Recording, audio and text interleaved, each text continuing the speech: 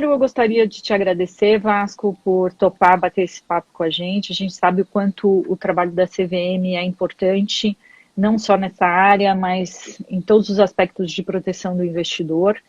A gente vem aí nas últimas semanas na Ambima intensificando a nossa atividade de educação, fornecendo bastante informação para os nossos associados, para os nossos públicos em geral, né, tanto investidores, não investidores, profissionais de mercado, para a gente entender um pouco o que está acontecendo nesse contexto todo. Então a gente retomou aí a série que a gente tem de vídeos que se chama Din-Din por Din-Din.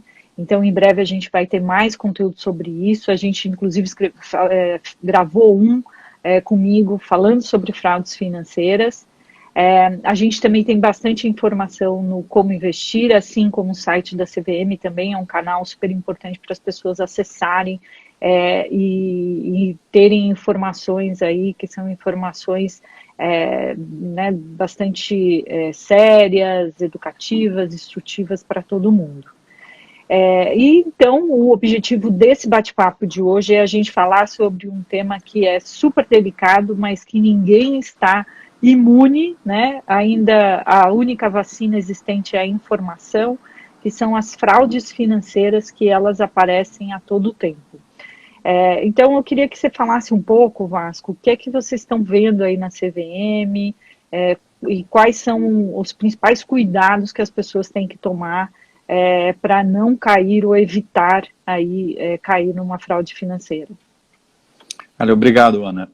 De fato, as fraudes financeiras fazem parte da história do mercado na CVM. Eu estou na CVM desde 97, mas lá no início da CVM, no final dos anos 70, anos 80, boa parte do esforço da fiscalização já era naquela época para reprimir fraudes com ações, ofertas irregulares na autarquia.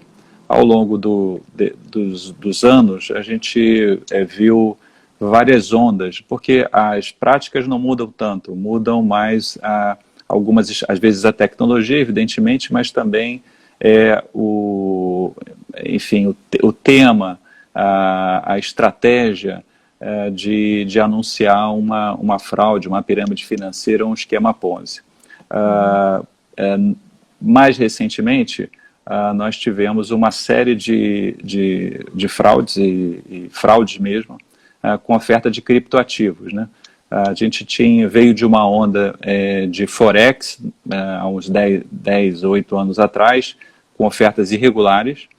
Depois a gente assistiu um uso muito disseminado de uma coisa que é regular, que é o marketing multinível, né, que é uma forma de você remunerar pessoas por exemplo, no empreendimento de venda direta, em que esse marketing multinível foi utilizado como uma forma de escamotear uma verdadeira pirâmide financeira. Depois a gente teve essa onda com os criptoativos, que foi muito forte. Muita gente no país perdeu dinheiro e as reclamações aumentaram muito na CVM. Nós saímos de 30 processos administrativos de investigação em 2014 para 371 processos no ano passado, e os números continuam a crescer.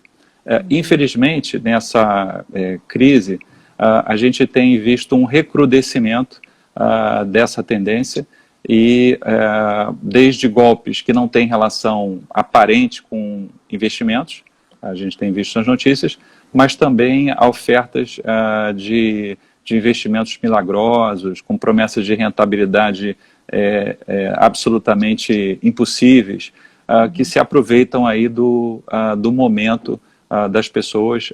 Antes era uma busca por retorno, né? As taxas de juros caindo e a gente vê um crescimento dos investidores. Agora, essa situação específica tão desafiadora está se aproveitando, muitas vezes do desconhecimento das pessoas para oferecer esses esquemas absolutamente irregulares. Uhum.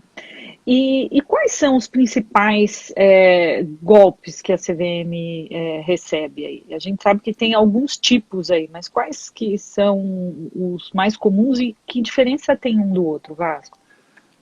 A gente ainda existem aqueles golpes em que as pessoas são procuradas dizendo que elas têm um dinheiro a receber, sejam ações esquecidas, ações das companhias telefônicas, dos planos de expansão que aconteceram nos anos 70 e 80 especialmente, ofertas de serviços para resgatar esses ativos, muitas vezes fundo 57. Forex foi, de fato, hoje ainda continua a acontecer, mas não que o Forex é um mercado que existe, é uma oferta de derivativos, mas em muitos casos não há de fato ali uma operação no mercado Forex e são apenas pretextos para captar o dinheiro das pessoas.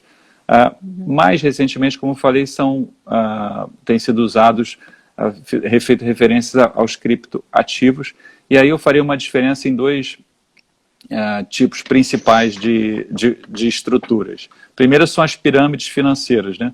Em que, na verdade, o retorno dos investidores que estão ali no início, ele é pago com recurso dos entrantes.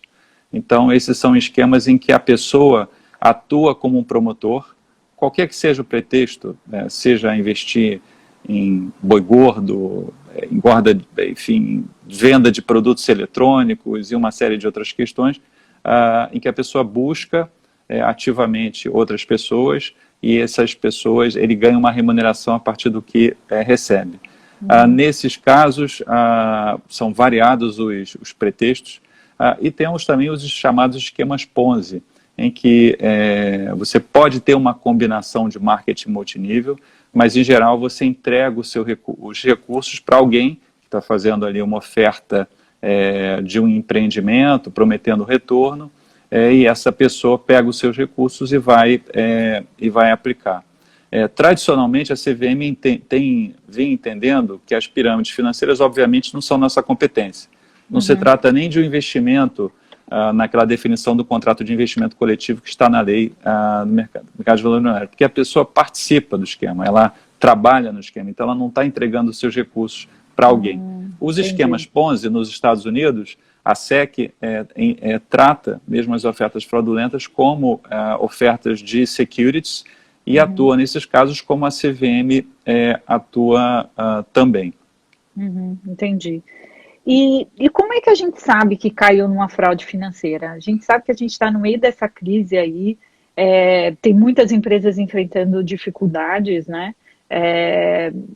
Empresas sérias e ainda assim a gente tem uma dificuldade, né, de perceber quando a gente caiu numa fraude, porque às vezes você acha que está ajudando, né, aquela empresa e não está coisa nenhuma, tem alguém aí no meio tentando fazer alguma coisa. Como é que a gente descobre que caiu numa fraude financeira?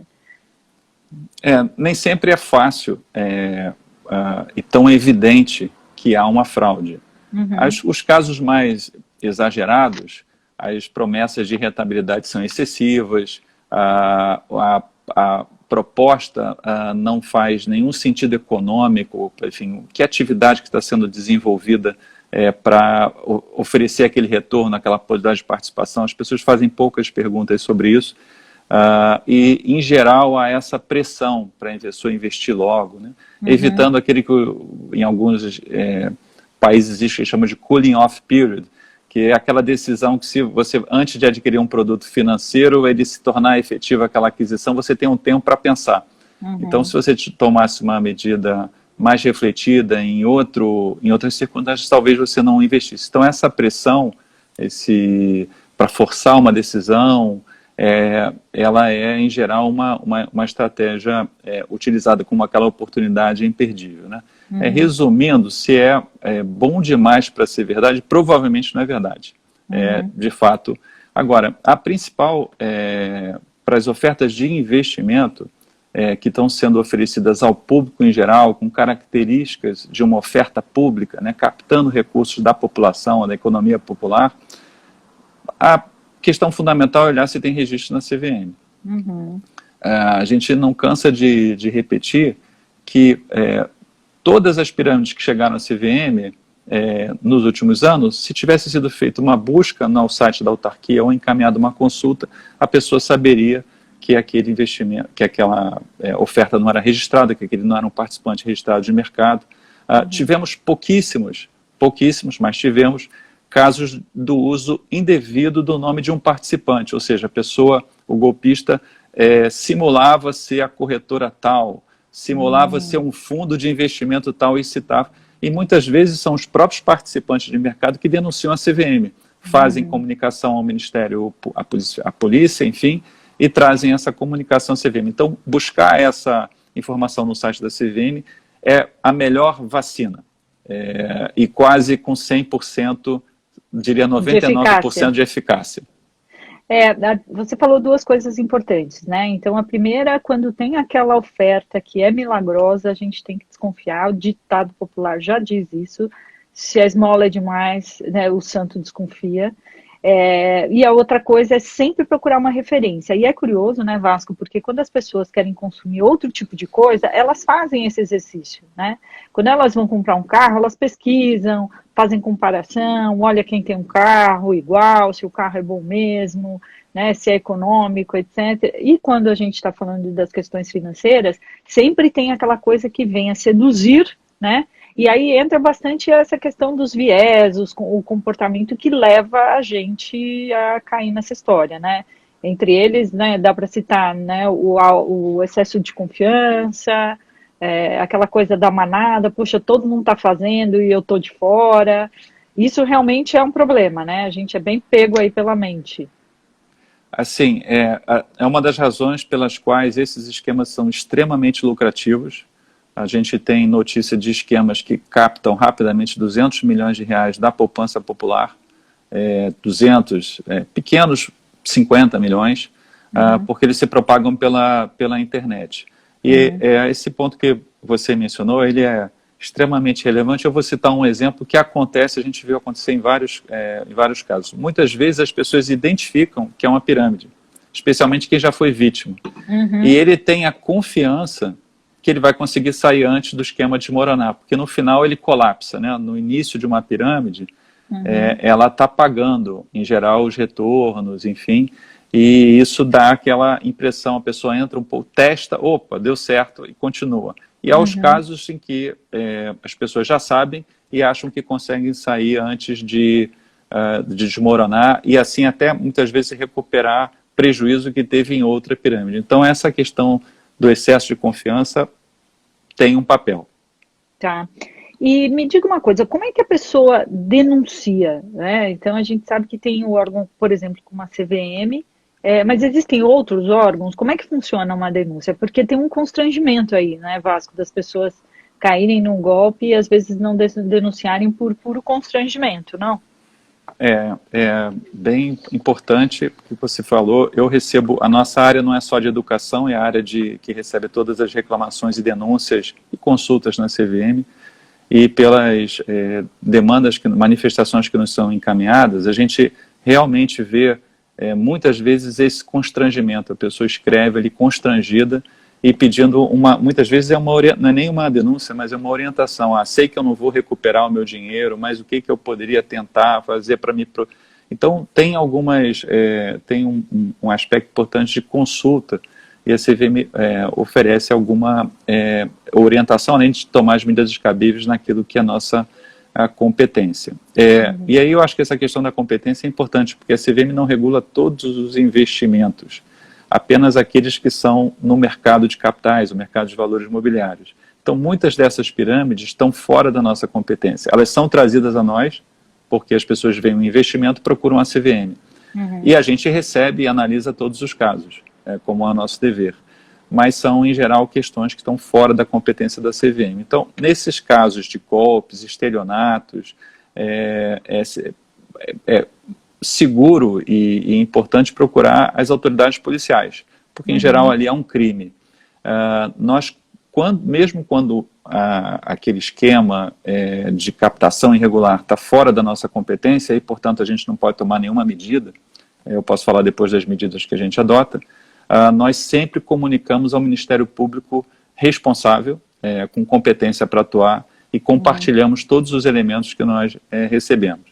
Então, é importante verificar se é de fato uma questão mais para um golpe do que uma oferta irregular no mercado de capitais e buscar encaminhar a CVM aquilo que tiver essa relação, para que nós não sejamos também congestionados com centenas ou dezenas de milhares de demandas que estão fora da nossa competência. E isso, de fato, embora seja nosso dever analisar, e a gente faz isso, tira a nossa energia para aqueles casos que efetivamente estão dentro da nossa competência. A CVM, e aliás isso é assegurado, ela pode proteger a identidade do denunciante.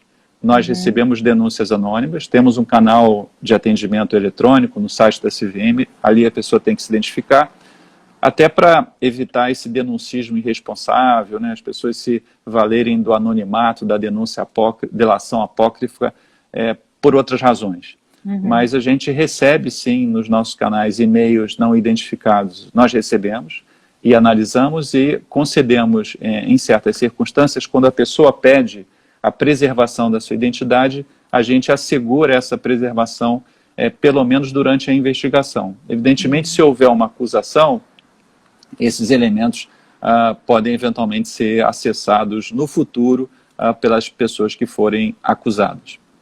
Tá. E aí, eu estou rodando aqui, vendo algumas perguntas. Realmente a internet, ela veio para propagar ainda mais esse tipo de problema, né?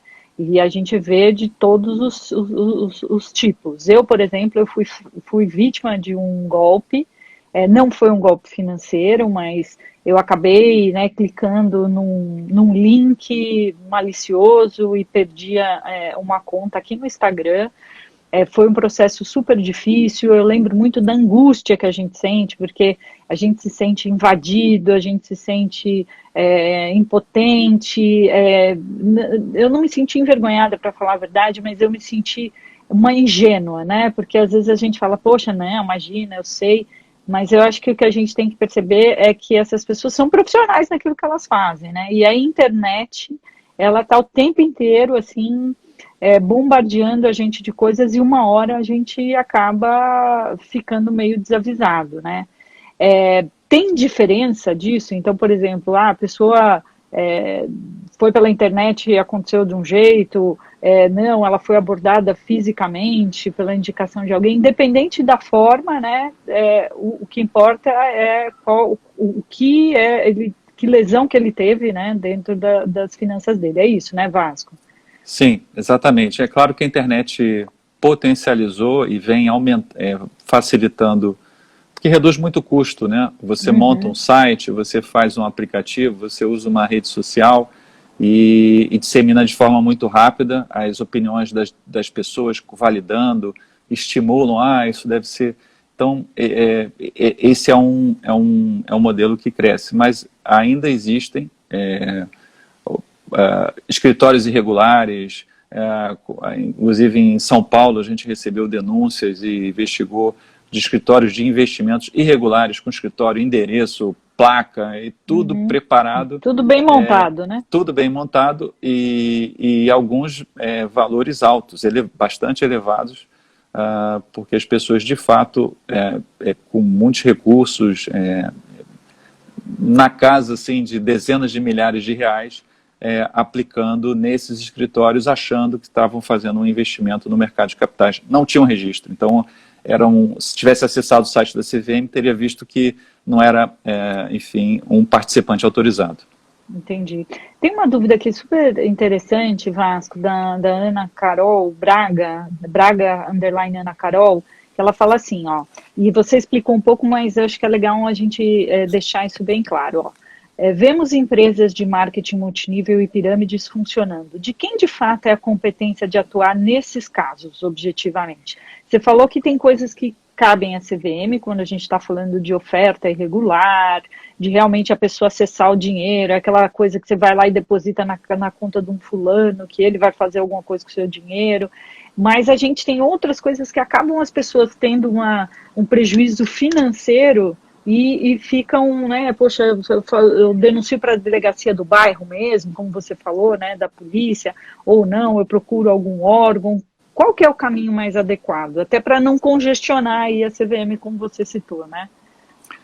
Em geral, esses esquemas como pirâmides financeiras não são competência da CVM e são competência de atuação do Ministério Público, e aí, nesse caso, o Ministério Público Estadual.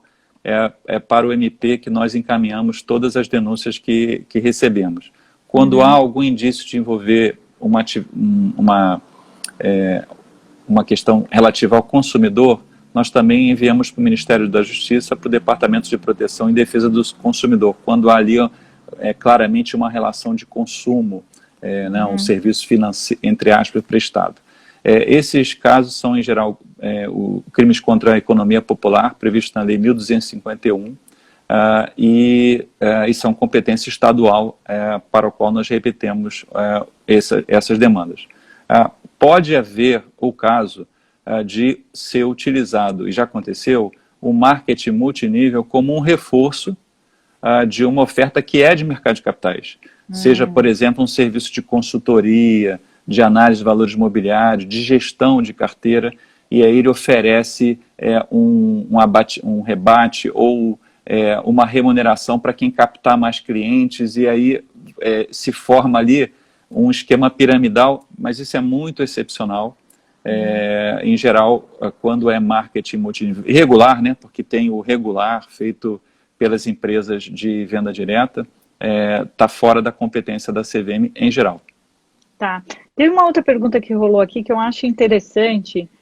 Qualquer pessoa pode denunciar? Então, por exemplo, eu vi um amigo que claramente está numa enrascada, né? Aquela coisa que ele veio todo se gabando, assim, não, porque eu estou num negócio, o negócio é ótimo, eu sei que é bom e não sei o quê.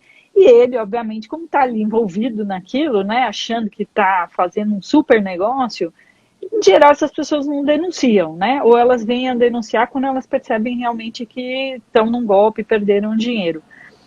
Eu posso denunciar por ela? Qualquer pessoa pode denunciar? Qualquer cidadão pode encaminhar uma denúncia, não só à CVM, como aos órgãos competentes, Ministério Público, Polícia Civil, se for o caso, Polícia Federal, e há sempre uma colaboração entre nós. Quando alguns golpes são identificados, algumas atuações no sistema financeiro irregulares são identificadas pela Polícia Federal, e ela compartilha os elementos conosco, para que a gente dê a nossa contribuição técnica quando o tema envolve mercado de capitais. Então, qualquer pessoa pode denunciar, mas e não precisa, na verdade, indicar quem é o vizinho, o amigo, a potencial vítima. É só relatar o que está acontecendo, o site, o endereço e informações que nos ajudem a avançar. As delações anônimas, até por uma orientação do Supremo Tribunal Federal, elas não viram processos de imediato, justamente para proteger as pessoas de um denuncismo irresponsável e às vezes, então elas abrem, no nosso caso a gente abre um procedimento de averiguação preliminar para analisar se ela é verossímil. Se ela não for verossímil, há situações que realmente não são meras suspeitas, ela é encerrada sem abrir um processo, e esse procedimento é confidencial, ele não é público. E isso é uma forma, inclusive, de preservar as pessoas que estão sendo denunciadas, né? Porque também ninguém gostaria de receber, por exemplo, um ofício da CVM ou de um órgão do Estado pedindo explicações sobre sua atividade a partir de uma denúncia anônima que seja absolutamente inverossímil. Então a gente faz esse juízo até para não importunar o Estado, importunar indevidamente as pessoas. Agora, se tiver indício, aí se abre um processo e segue em frente. Tá. Acho que até aproveitando um pouco disso que você está falando, Vasco, a gente sabe que no meio dessa crise toda que a gente está vivendo, né, a gente está todo mundo bastante apreensivo porque de alguma forma teve o bolso afetado. Diferente de outras crises em que elas se originaram no próprio, né, sistema financeiro, essa daqui ela veio assim de todos os lados mesmo, né? Pessoas que tinham uma poupança, tinham dinheiro guardado e que viram a rentabilidade dos seus investimentos serem afetados, e por outro lado aquelas pessoas que não tinham, mas que, né, estão aí com a demanda menor, algumas perderam o emprego, algumas pessoas viram a renda diminuir bastante. Então, nesse meio, assim, uma coisa que eu queria que você contasse um pouco, essa diferença, o que é o risco do investimento e que não necessariamente é fraude, né? Você optou por um investimento, que esse investimento é arrojado, que ele tem uma potencial né, de sobe e desce, porque a gente tem recebido perguntas assim desse tipo. Nossa, eu investi no negócio, o negócio perdeu 10%, 20%, isso aí é um golpe. E não, a gente está falando aí sim de características de investimentos, não é isso, Vasco? Exatamente. Para fazer uma analogia aqui, por exemplo, com as cotações na Bolsa, quando elas são afetadas nessa crise, a gente recebe automaticamente dezenas de denúncias de pessoas dizendo que está havendo uma manipulação, de que está havendo uso de insider trading, que está havendo alguma estratégia, e são, em geral, suposições. As pessoas olham os movimentos, fazem ali, a gente recebe, encaminha para a área, porque pode ter ali uma inferência que seja útil, mas a CVM acompanha todas as negociações nos mercados, vê quem está atuando, tem filtros e sistemas. Então essas questões são acompanhadas não só pela CVM, como também pelos autorreguladores, né? Especificamente a BSM, assim como a Ambima é uma autorreguladora. Então, um movimento adverso nas cotações, ela provoca, em geral, esse sentimento mesmo em mercados como regulados e que ninguém desconfia que seja uma fraude. O que eu acho importante ressaltar é que no mercado de capitais, com participantes registrados, fundos registrados na CVM, participantes registrados corretoras, agentes autônomos, não há fraude. Podem haver condutas irregulares, pode haver descumprimento, pode haver até uma fraude, mas não existe um empreendimento fraudulento. Então ele tem que atender ali uma série de recomendações, ele é supervisionado não só pela CVM, muitas vezes por um autorregulador. Então esse é um esquema, é um mercado regulado. E, portanto, quando você está dentro de um ambiente regulado, você tem as proteções. Elas não te protegem daquilo que é íncito, né? A própria natureza do investimento que é ter risco. E isso, a forma de proteção é pela informação, pelo suitability, mas esses riscos estão, assim, em geral, afastados. E nos casos em que acontece, né, crimes são cometidos, né, na sociedade, e para isso existe o Estado para reprimir, para punir e tomar as providências cabíveis em relação aos infratores. Mas eu posso dizer que existem sim infrações, mas o tema que nós estamos tratando, ele é praticamente inexistente dentro do mercado regulado. Existem pessoas e participantes autorizados a ofertar investimentos sem serem participantes de mercado, mas isso é uma coisa muito específica e segue também umas normas da CVM, como, por exemplo, as plataformas de crowdfunding que permitem investimentos, né, em empresas nascentes, empreendimentos nascentes, que têm alto risco, mas tem toda uma estrutura regulatória ali, inclusive que dá muito poder e atribuição e também responsabilidade às plataformas de crowdfunding. Então, o sistema é todo montado para 3 pilares, mas eu vou citar aqui o principal, que é a proteção do investidor. Não do risco inerente ao investimento, mas sim de esquemas irregulares, condutas criminosas. É para isso que o sistema foi estruturado. Não, e até é importante, né, Vasco, que é justamente ao contrário. O principal apelo, a principal oferta de uma fraude financeira é de que ela não tem risco, não é mesmo? Então ele fala, não, eu garanto, isso aqui é não risco nenhum, esse negócio é ótimo, é maravilhoso, você tem que confiar, e etc. Ao contrário de quando a gente fala do mundo dos investimentos, o que a gente sempre tenta explicitar são os riscos envolvidos. E que você tem risco deles serem voláteis, deles se comportarem em diferente forma em diferentes cenários. Então, isso é uma coisa super importante. O primeiro indício é esse, olha, não tem risco nenhum, olha, eu conheço várias pessoas que entraram, então acho que é justamente o contrário. Se falarem que tem risco, certamente essa pessoa, né, essa empresa está sendo transparente e falando realmente a característica daquele investimento, e quando não há risco, desconfie, porque todo investimento envolve algum grau de risco, né, Vasco? E aí tem aqui, Vasco, algumas perguntas, e aí eu vou tomar a liberdade aqui de responder, que é o seguinte, algumas pessoas estão colocando o nome de empresas aqui, perguntando se conhecem ou não conhecem. E é justamente o que a gente está falando aqui na conversa, gente. Consulte se essa empresa ela tem autorização na CVM, se for alguma questão relacionada a investimentos, a ofertas de investimento, e se for coisas que são fora disso, procurar o órgão competente que a gente falou aqui. E aí também fiquem tranquilos, gente, que a gente vai fazer um post depois dessa live, ela vai ficar salva aqui para vocês, e aí a gente coloca lá quais são os principais órgãos que se procura, né, que se deve procurar em cada uma das situações, mas o mais importante é consultar um pouco a história dessa empresa, né, que vocês estão citando aqui. Ana, se eu puder comentar, além do acesso ao cadastro da CVM, no site da CVM, nós lançamos uma página de alertas. Então, todas as ofertas irregulares que estão dentro da nossa competência, elas são objeto de uma deliberação de stop order ou um ato declaratório. Basicamente, é um documento que torna público que aquela atividade, há indícios de que aquela conduta irregular está sendo praticada e comunica a essas pessoas que elas devem interromper a conduta sob pena de multa, e isso é publicado no site da CVM.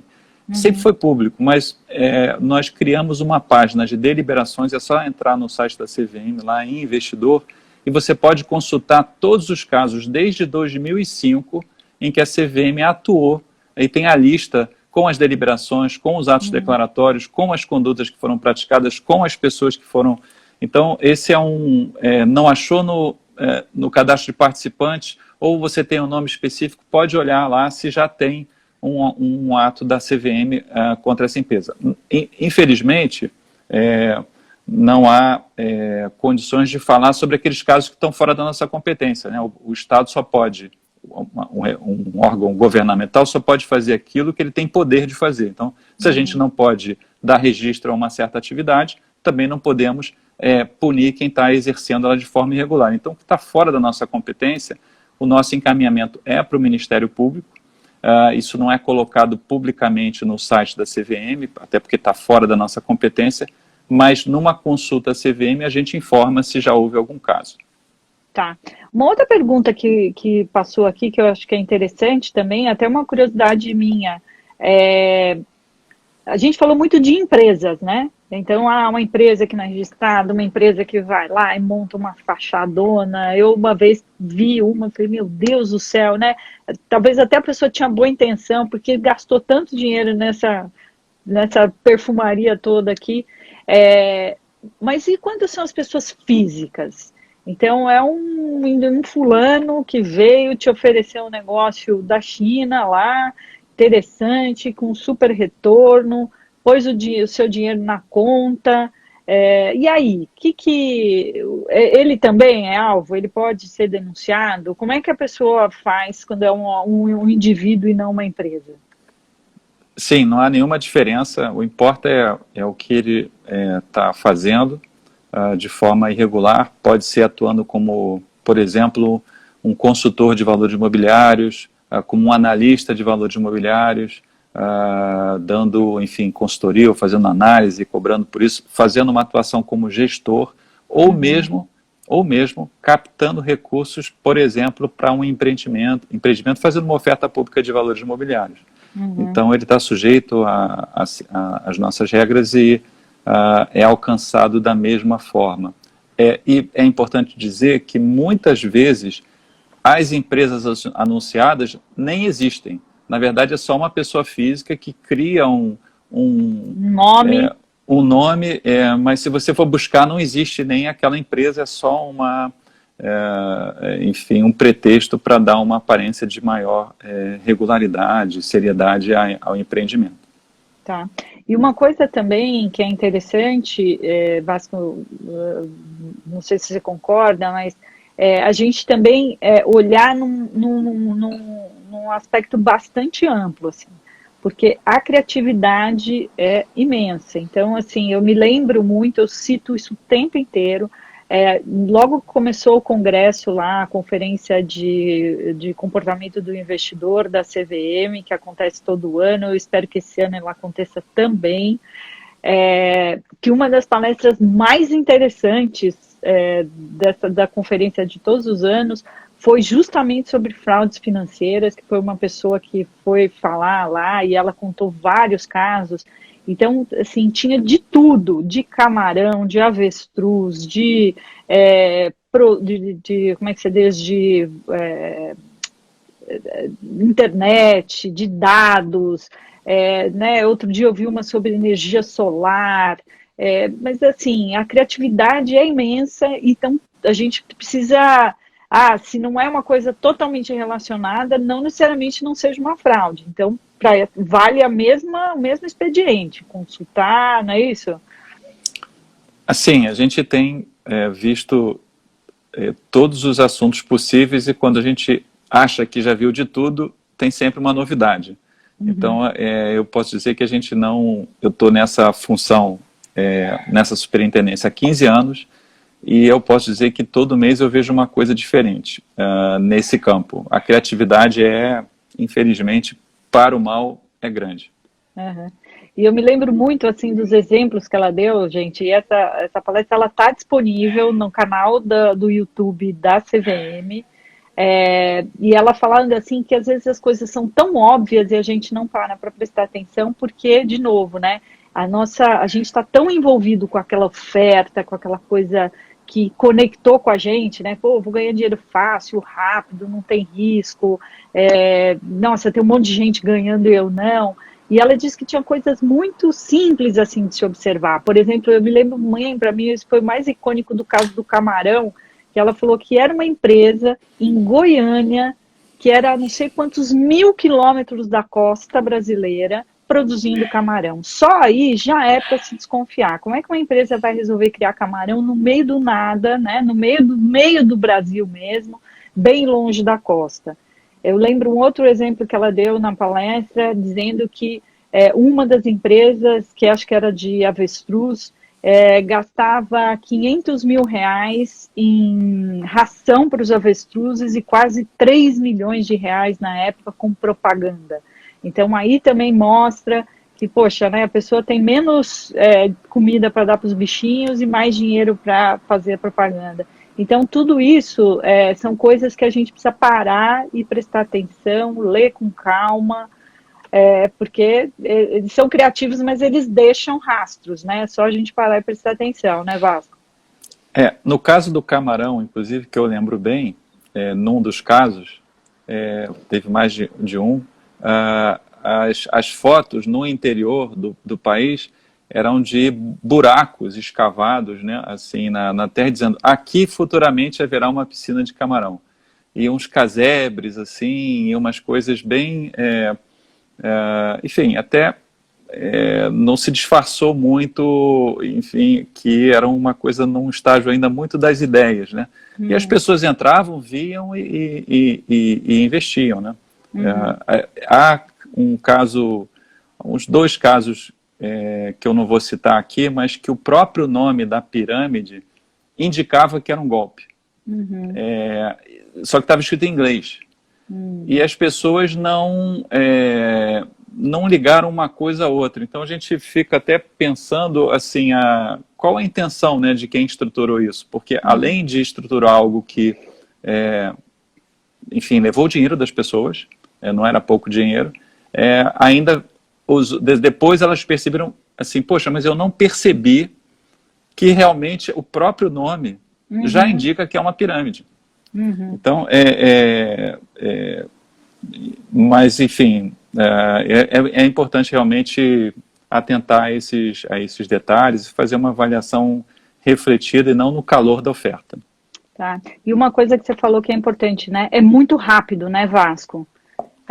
Às vezes é questão de semanas, né? Os esquemas Ponzi, em geral, demoram um pouco mais para crescer, mas eles duram mais.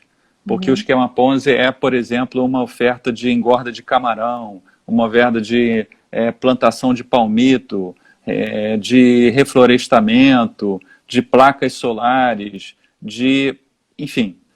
E aí as pessoas entregam os recursos, não tem uma liquidez diária e não vai crescendo tão rápido. Então, ela, às vezes, é mais difícil de detectar. A pirâmide cresce muito rápido por causa do multinível e ela também colapsa mais rápido. Há notícias até no site da SEC, onde nos Estados Unidos é muito comum o esquema Ponzi, também, de esquemas Ponzi que duram anos. Pagando as pessoas, enfim, e ali ele está trazendo novos, as pessoas estão recebendo, não fazem resgate, então não estressam, não tem um problema de liquidez. E aquilo dura anos. A pirâmide não, a pirâmide é extremamente rápida e a gente tem caso de R$1 bilhão, mais de R$1 bilhão em todo o país, né, da poupança da população. Tem uma pergunta aqui, Vasco, eu não sei se você precisa de mais informações para poder responder, mas senão a gente responde isso depois, mas ela diz o seguinte, assim, algumas empresas congelaram o pagamento aos investidores devido à pandemia, isso é legal? Isso, não sei se tem tudo aqui que você precisa para poder responder.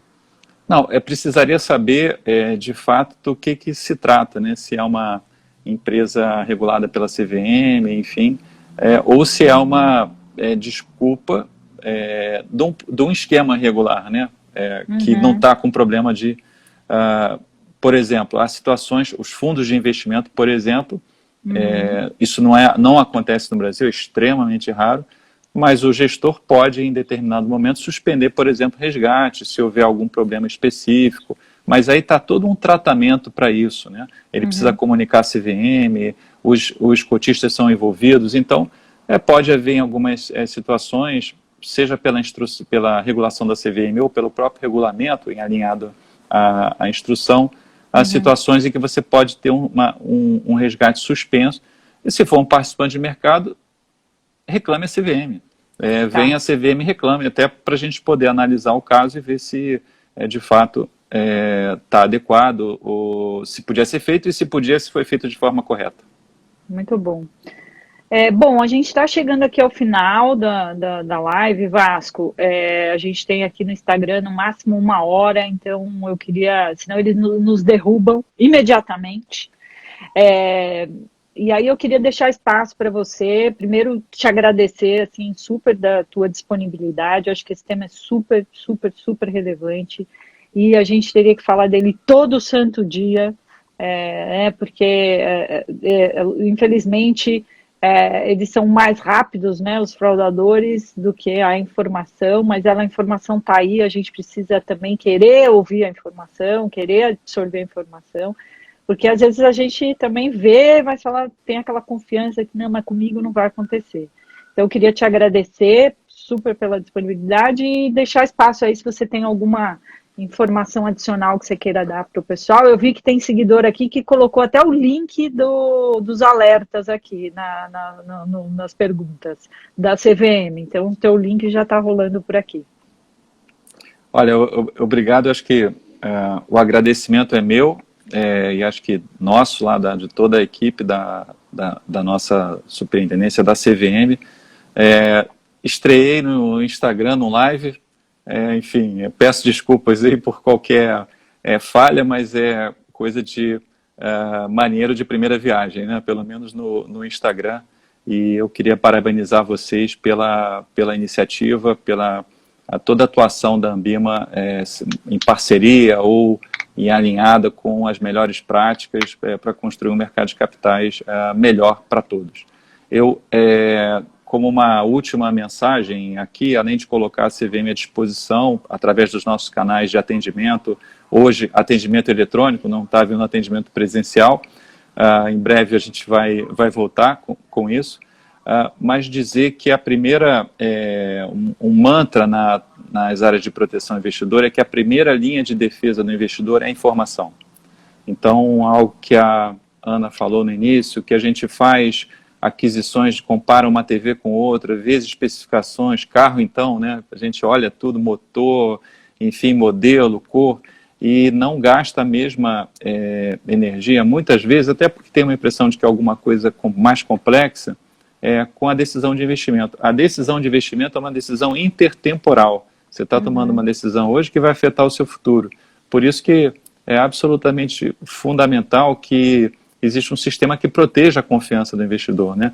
Que ele mantenha a confiabilidade no sistema, que ele possa fazer suas aplicações e planejar o seu futuro e com o uso aí adequado dos instrumentos de mercado para construir a sua trajetória de vida. Então, se informe e acessem os canais da CVM, o CVM Educacional nas mídias sociais. Em caso de dúvida, nos procure, denuncie, traga as suas questões, porque assim o cidadão e o investidor pode ser um parceiro da CVM para fazer um mercado de capitais cada vez melhor.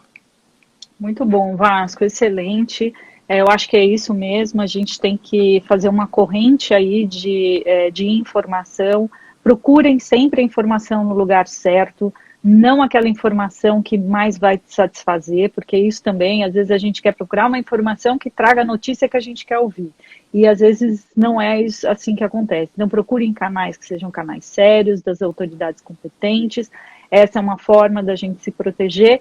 E teve uma pessoa que falou aqui, também nos comentários, é verdade, a gente também fala isso na Ambima, investimento ele serve para proteger aquilo que a gente ganhou e fazer com que aquele dinheiro dure por mais tempo, a nossa proteção para o presente e para o futuro, enriquecer imediatamente é uma coisa que não é muito verdadeira, a gente precisa de tempo, a gente precisa de paciência, então tudo aquilo que for oferecido com retornos milagrosos, sem risco nenhum, desconfie, procurem os órgãos competentes, esclareçam as informações, não se levem a investir imediatamente, aquele só hoje não também é um grande indício de que você pode estar caindo num golpe. Então, Vasco, super obrigada, você é um super parceiro aí, acho que você é uma das pessoas que mais tem essa bandeira de educação e informação há muito tempo, parabéns pelo trabalho da CVM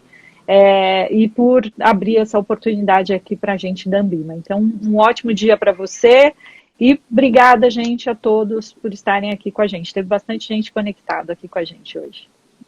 Obrigado, um abraço. Tchau, tchau. Tchau, tchau, gente.